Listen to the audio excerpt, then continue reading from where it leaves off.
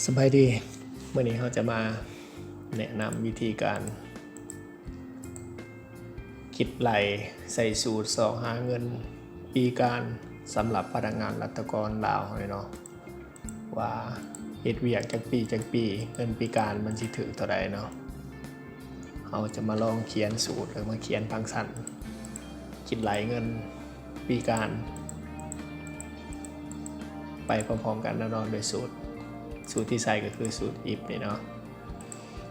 คือตัวอย่างในตารางที่เราเขียนมานั้นเนาะก็จะมีรายชื่อประมาณเก่ารายชื่อนี่เนาะปีการกับ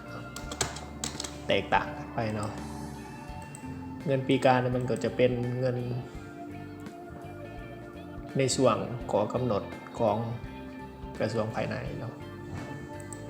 ว่า1-5 ปีแมนให้คิดไหลเป็น2ปัญหาเนาะ6-15 ปีแมนเป็น5,000เนาะ16 ปี5-25 ปีเป็น7ปัญหาปีการ26 ปีขึ้นไปแมนจะไหลเป็น10,000เนาะเงื่อนไขแต่ละขันเนาะการที่1-5มันก็จะถือ 12,500 ขันที่6-15ก็ถือ50ขันที่16เราเศร้าหาถึง75เนาะ2 ปีขึ้นไปกับประมาณนี้เนาะเงื่อนไขที่ได้เอานำมาศึกษาที่จะมาคิดไหลเนาะก็เลยเท่ากับเข้าไปที่ตารางเขาเขียนไว้เนาะก็พิมพ์สูตร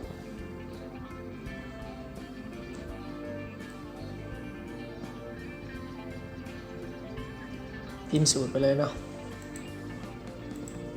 เอาจะหลบไปเลย พิมพ์สูตร if ขึ้นมาเนาะเอาจะเช็คเงื่อนไขของมันว่า DC นี่ถ้ามันใหญ่กว่า6นี่เนาะใหญ่กว่า6ก็คือ5 ปีนี่ให้มันเท่าตัวนี้มาคูณให้ 2,500 นี่เนาะเงื่อนไขตัวที่1ของ if เมื่อได้แล้วเราก็จะใส่ if อีกตัวที่2ให้มันเซกตัวนี้อีกเนาะถ้ามันน้อยกว่า16ให้มันเฮ็ดตัวนี้เนาะให้มันเอาตัวนี้มาลบกับหาปีนี่เนาะเพราะว่ามันจะเป็นขันของแต่ละขันเนาะจะมาลบหาเนาะเขาจะมาลบหาเราจะมาอัดตรงไหนเราจะมาคูณให้5,000ตัวนี้เนาะ5,000ตัวนี้แล้วเขาก็จะเอามาบวกกับขันตัวที่เป็น1-5มาถึง12เราต้องได้มาบวกเนาะกันเขาบวกมันจะบ่ถือเนาะเมื่อเขาได้นี่เขาก็จะใส่ if ใหม่เนาะจะเช็คเงื่อนไขไปเรื่อยๆเนาะจะเอาตัวนี้ DC นี้บัตรที่เราจะมาใส่ให้มันว่าน้อยกว่า26เนาะ26นี่ก็คือมันจะถือเป็น25 ปีเลยน้อยกว่า26ให้มันเห็นยังให้มันให้เอาตัวนี้เนาะมาลบ95เนาะ15ก็คือตัวนี้เนาะแล้วเอามาคูณให้ 7,500 มาบวกให้62,500 ก็คือตัวนี้เนาะ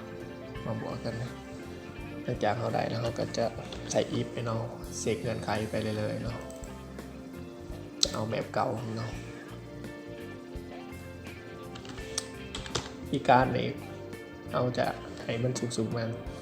99ก็ให้ตัวนี้ลบกับ25นี้มาคูณให้10,000มาคูณในตัวนี้เนาะก็มาบวกให้ผลรวมของตัวนี้เนาะ137,500จากนั้นเราก็อัดวงเล็บเลยเนาะว่ามี if จากตัว1 2 3 4 อิฟ4โตวเขาก็ต้องอัดวงเล็บ4เนาะจากนั้นไหลมันเราก็จะได้สูตรเซ็กเงินไขปีการได้เขาก็กด enter ได้เนาะเราได้สูตรเขาก็ก๊อปลงมาเลยเนาะเขาจะลองเปลี่ยนปีการเหมือนเนาะ20 ปีมันจะถือกด100,000ถ้าปีการ55มันก็จะถืออย่างนี้เนาะการเสกเงินใครการสอบหาเงินปีการสำหรับพนักงานรัฐกรลาวเขาเลยเนาะแต่สิ